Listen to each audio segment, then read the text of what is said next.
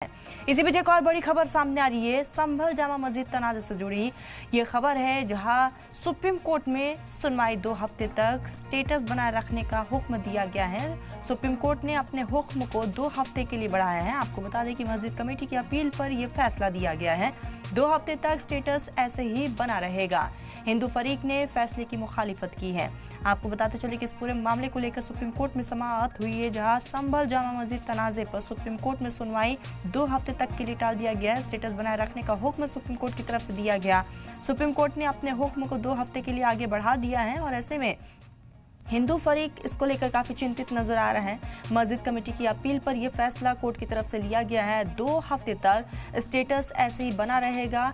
हिंदू फरीक ने फैसले की मुखालिफत की है। आपको बताते चले कि इस पूरे मामले को लेकर जब कोर्ट में समाअत हुई तो साफ तौर पर मस्जिद कमेटी ने जो यहाँ पर पॉइंट्स रखे थे, कोर्ट ने उन तमाम पॉइंटों को सुनते हुए आगे 2 हफ्ते का और वक्त दे दिया है और ऐसे में हिंदू फरीक की तरफ से अब नाराजगी साफ तौर पर देखी जा रही है। तो 2 हफ्ते तक स्टेटस बनाए रखने का हुक्म दे दिया गया है कोर्ट की तरफ से।